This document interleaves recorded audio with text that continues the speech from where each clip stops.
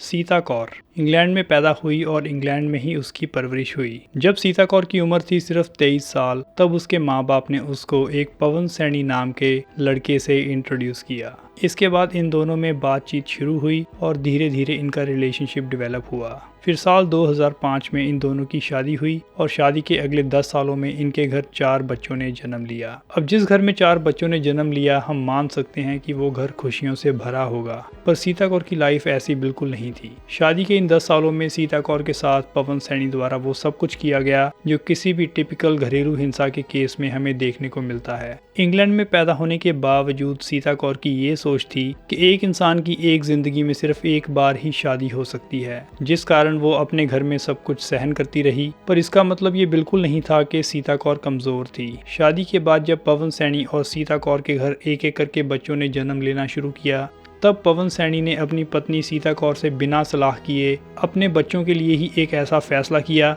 जो सीता कौर को बिल्कुल भी मंजूर नहीं था। और यहाँ पर सीता कौर अपने बच्चों के लिए अपनी बात पर अड़ जाती है और एंड में अपने पति और उसके परिवार के खिलाफ लिया गया एक स्टैंड ही सीता कौर की मौत का कारण बना। ये कौन सा ऐसा फैसला था जो पवन सैनी को लगता था कि वो अपने बच्चों के लिए अपनी पत्नी से बिना सलाह किए ले सकता था? जानते हैं अपनी आज की इस वीडियो में।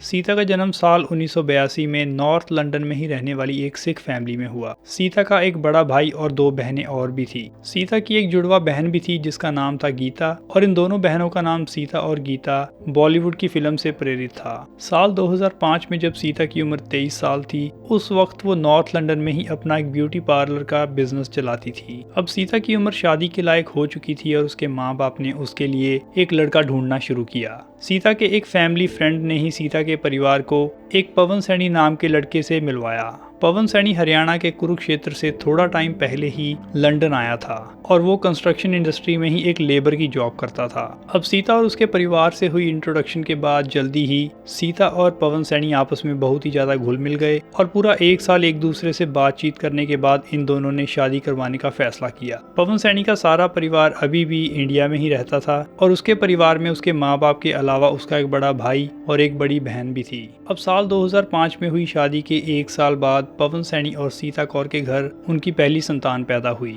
और ये एक लड़का था। अब ये बात सभी अच्छी तरह समझते हैं कि ये बच्चा माँ और बाप दोनों का था और इस बच्चे के फ्यूचर को लेकर कोई भी फैसला लेने से पहले माँ और बाप की आपस में सलाह की जानी जरूरी थी। पर यहाँ पर पवन सैनी ने इंडिया में रहते अपने बड़े भाई जितेंद्र सैनी को अपनी पत्नी सीता कौर से सलाह किए बिना एक वादा कर दिया था।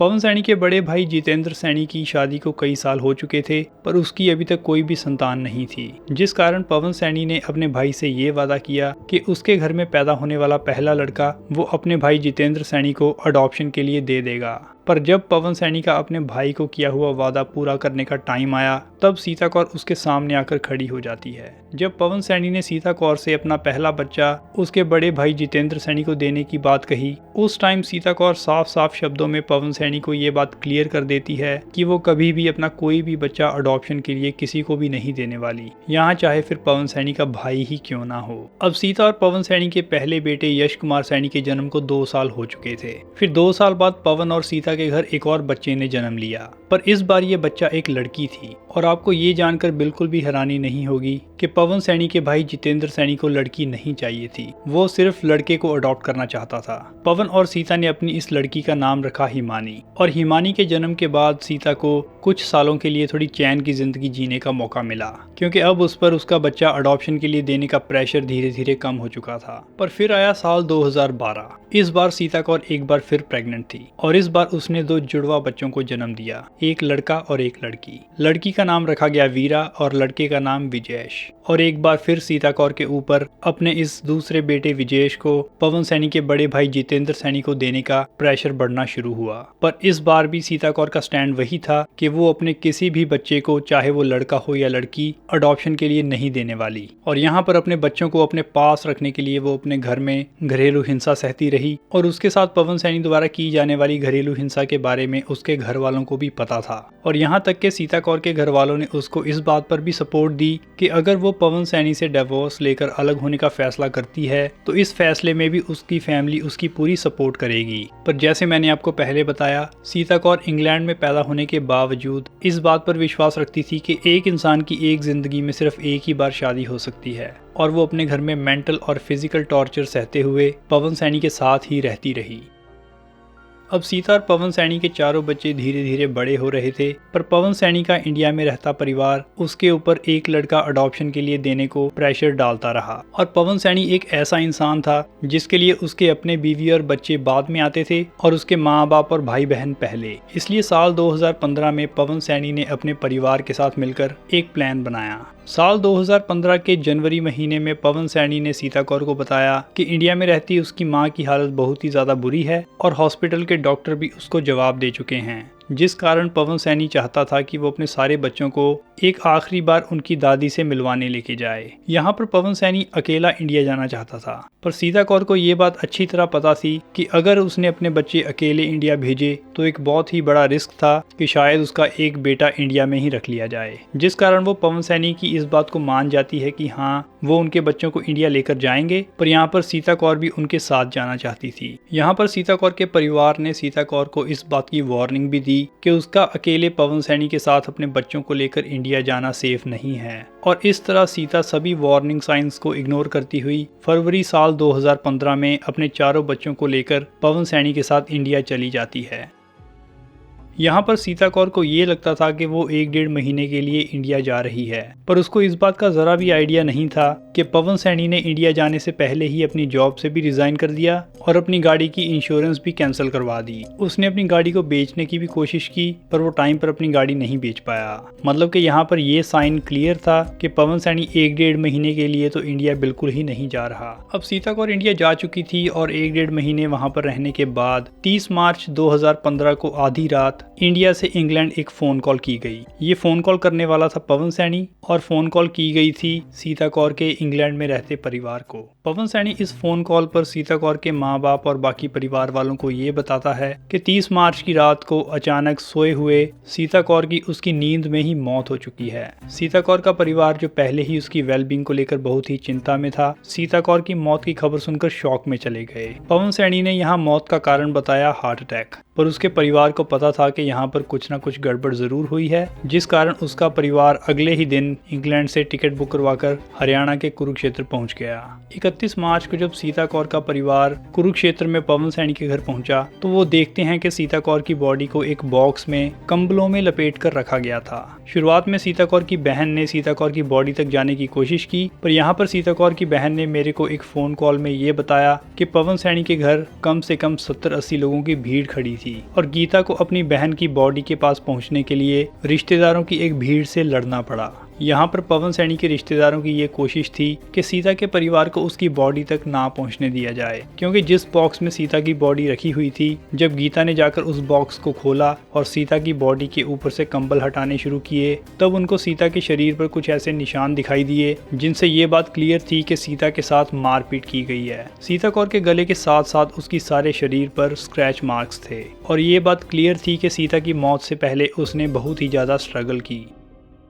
अब यहाँ पर सीता कौर के परिवार की सबसे पहली कोशिश ये थी कि किसी तरह सीता कौर की बॉडी को वो वापस इंग्लैंड लेकर जाएं, ताकि वहाँ पर उसका प्रॉपर पोस्टमार्टम करवाया जाए, ताकि उसके मौत के सही कारणों का पता लग सके। अब उस वक्त रात हो चुकी थी और फैमिली ने जो कुछ भी प्लान किया था वो अब सिर्फ अगले दिन ही हो सकता था। सीता कौर का सारा परिवार घर की पहली मंजिल पर सारी रात जागता रहा और वो बार बार सीढ़ियों से नीचे जाकर उस बॉक्स को दूर से ही चेक करते जिसमें सीता कौर की बॉडी रखी हुई थी। सीता कौर के परिवार को ये लगता था कि अगर बॉक्स घर में पड़ा हुआ है तो सीता की बॉडी भी उसके अंदर ही होगी। अब इसी दौरान पवन सैनी ने भी सीता कौर के माँ बाप और भाई बहन से बात की और उनको ये विश्वास दिलाया कि अगले दिन वो खुद उनकी हेल्प करेगा उन सारे पेपर्स को तैयार करने में जो सीता की बॉडी को वापस इंग्लैंड लेके जाने के लिए चाहिए। यहाँ पर पवन सैनी ने सीता कौर के परिवार को रेस्ट करने की सलाह दी और उसने अपनी तरफ से सीता कौर के परिवार को सारी हेल्प देने का यकीन दिलवाया।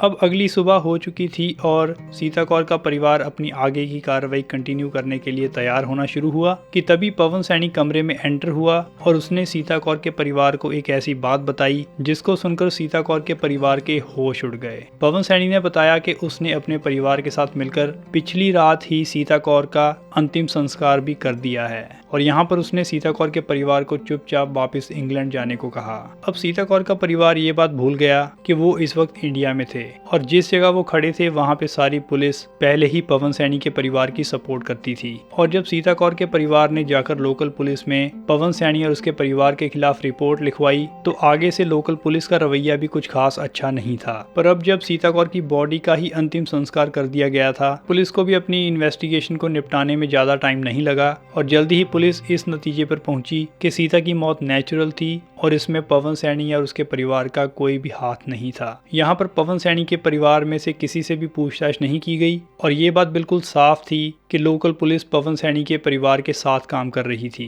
पवन सैनी और उसके सारे परिवार को ये बात अच्छी तरह पता थी कि सीता कौर का परिवार इंग्लैंड से आया है और उनके इंडिया में बहुत ज्यादा कनेक्शन नहीं थे, जिस कारण वो इस केस में कुछ भी नहीं कर पाएंगे और उनको जल्दी ही वापस इंग्लैंड जाना पड़ेगा। और हुआ भी बिल्कुल ऐसा ही। इसके बाद इंडिया में पुलिस से कोई भी हेल्प ना मिलने के बाद सीता कौर का परिवार जल्दी ही वापस इंग्लैंड लौट गया और उन्होंने इंग्लैंड जाकर वहां की पुलिस में पवन सैनी के खिलाफ एक रिपोर्ट लिखवाने की कोशिश भी की। और अब जब सीता कौर की मौत इंडिया में हुई थी वहां पर इंग्लैंड की पुलिस भी कुछ खास मदद सीता कौर के परिवार की नहीं कर पाई और सीता कौर का परिवार आज भी सीता कौर की मौत को लेकर अपने सवालों के जवाब ढूंढ रहा है। सीता कौर के परिवार ने इस केस में कुछ लोकल NGOs की मदद भी लेने की कोशिश की और यहाँ पर परिवार की ये कोशिश थी कि वो किसी तरह सीता कौर के चारों बच्चों को वापस इंग्लैंड लेकर आएं। पर ये चारों बच्चे आज भी पवन सैनी और उसके परिवार के साथ रहते हैं और इनका सीता कौर के परिवार से कांटेक्ट बिल्कुल खत्म हो चुका है। पर दूसरी तरफ सीता कौर के परिवार ने अभी भी इन बच्चों से मिलने की उम्मीद नहीं छोड़ी और उनको लगता है कि जब ये बच्चे बड़े होंगे तो शायद खुद उनसे मिलने की कोशिश करेंगे। पर इस केस में आगे क्या होगा उसके बारे में कुछ भी नहीं कहा जा सकता और क्या सीता कौर की मौत एक एक्सीडेंट थी या उसका कत्ल किया गया, इसका भी कोई पक्का जवाब आज तक नहीं मिला। पर जो कुछ भी पवन सैनी और उसके परिवार वालों ने किया उससे इस बात का संकेत जरूर मिलता है कि सीता कौर की मौत के पीछे इस परिवार का कहीं ना कहीं हाथ हो सकता है, क्योंकि अगर सीता कौर को कत्ल नहीं किया गया तो फिर क्या कारण था रात के अंधेरे में सीता कौर के परिवार की गैर मौजूदगी में उसका अंतिम संस्कार करने का। अब ये सवाल सीता कौर के बच्चों के लिए है ताकि वो अपने पिता पवन सैनी से ये सवाल पूछ सकें कि उसने क्यों सीता कौर के भाई बहन और माँ बाप को उसके अंतिम संस्कार से भी दूर रखा। इस केस पर मैं पहले भी एक पंजाबी में वीडियो बना चुका हूँ और इस वीडियो के खिलाफ पवन सैनी के परिवार द्वारा मेरे को एक लीगल नोटिस भी भेजा गया है। और अब मेरा इस वीडियो को हिंदी में बनाने का यही मकसद था कि इस केस के बारे में और भी ज्यादा लोगों को पता चल सके और हो सकता है कि एक दिन सीता कौर की स्टोरी उसके बच्चों तक भी पहुँच पाए। इस वीडियो को लाइक और शेयर करना ना भूलें और चैनल को भी सब्सक्राइब कर लें। मिलेंगे अगली वीडियो में। Take care.